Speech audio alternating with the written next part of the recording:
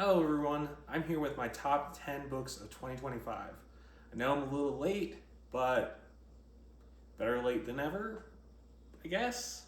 Alright, let's kick it off with number 10, Dungeon Crawler Carl. Now, this is a book series about Carl and his ex-girlfriend's cat, Donut. Excuse me, Princess Donut, the Queen Anne Chonk. Earth has been completely destroyed, turned into a multi-level dungeon where Carl and his companion have to traverse for this intergalactic civilization's entertainment, and they're doing so while being confronted with various enemies like lava-breathing llamas that also deal meth, and goblins, and your traditional villains you would see in a RPG. There's also an AI that has a foot fetish. I mean, what else can you want from a book? It's very good. I highly recommend. All right, next on the list is Intermezzo by Sally Rooney.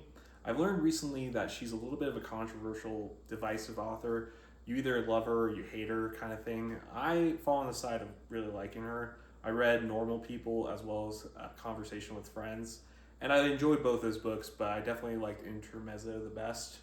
Intermezzo follows this two brothers who had recently lost their father and their respective relationships. Now, I will say that Peter, the older brother, his chapters are very stream of consciousness, a little difficult to read, while Ivan is very much more grounded, and he really grounds the novel really well. I find both brothers very interesting, and their relationship dynamics that they're navigating very non-traditional, but very good. So highly recommend Intermezzo.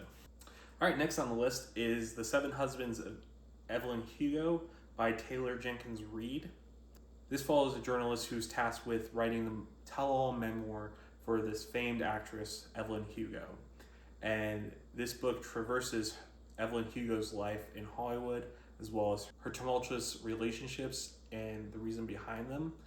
I don't want to spoil any more than that. It's a very good read, very interesting look into Hollywood and the problems with fame. I really highly recommend this book. It's very, very good.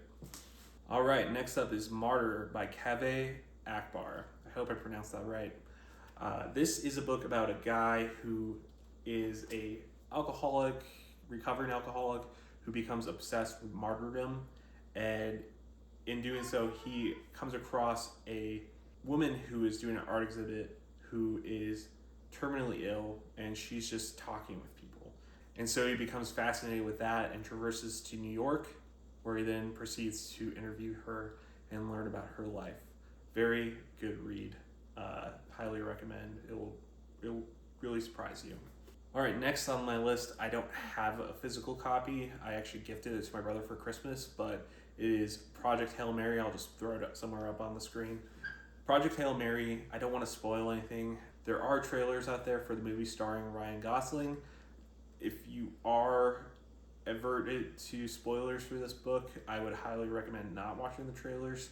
This book is about a man who finds himself in a spaceship in a different galaxy and has amnesia, and he's not sure why he's there, and he has to uncover that and recall that, and it's just a very fun read. It makes hard sci-fi really accessible. I highly recommend checking it out. It's definitely worth a read before the movie gets released this year. My cat is starting to meow for food. He is approximately an hour and a half early. He just got fed literally an hour and a half ago. This is my life. Top 5. All right. My top 5 book of the year is What You Are Looking For Is in the Library by, I'm going to butcher this, Michiko Aoyama.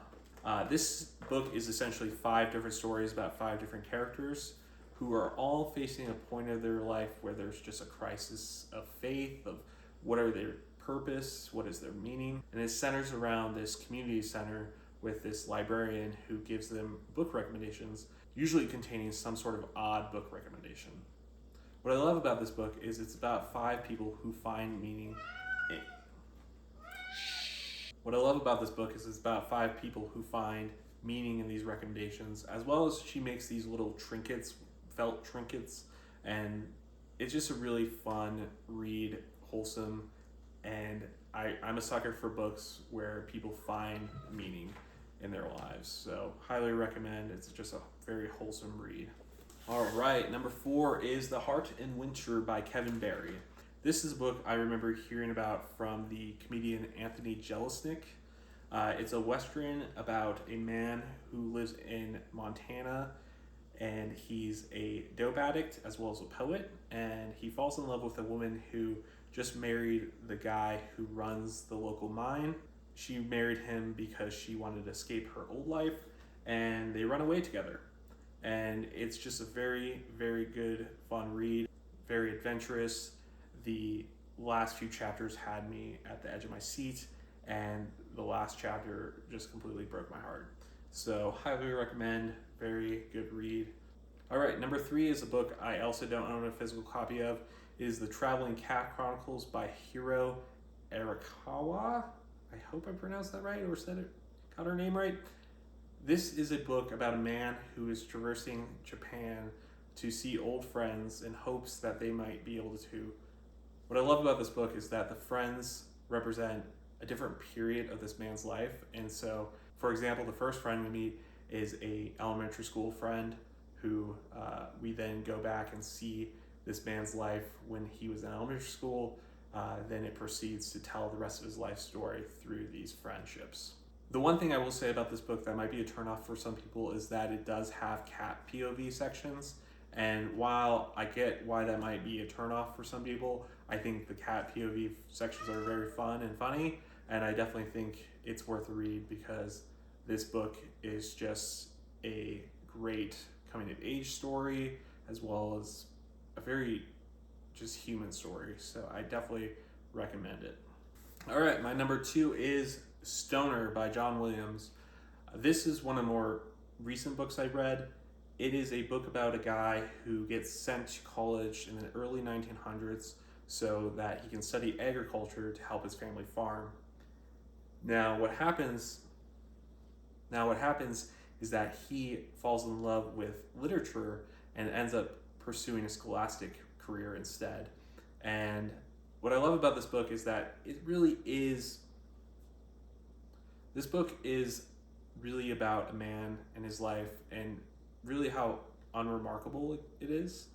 And through the ups and downs, mostly downs of his life, we get to see a man who never really regrets any of the choices he makes. There's a lot of things that he ends up doing that probably hurt him more than help him throughout his life, but he lives the life he wants to live, and I think there's something truly beautiful about that. I don't know, that's what I took away from the book. I'm sure other people took away other things, but I very much enjoyed it. It's definitely going to be a reread in the future. And finally, my number 1 book of the year, 2025, is You Are Here by David Nichols. This is a book about 2 lonely people who end up on a long walk from one coast of England to the other. And I just love these characters. They're so charming and absolutely likable, and they are so humorous, and it's just a very fun read. Apparently, this is an actual walk you can do in England where there's just villages along the way that you can stay at, and that just sounds like a very cool experience that I would love to do someday. So highly recommend. I also read One Day by David Nichols this year, and it's a very good book, but this one definitely is the one I loved the most this year and stuck with me. Those are my top 10 books of 2025. I hope you enjoyed. I hope you check these books out, and I look forward to another great year of reading in 2026. All right, have a great one.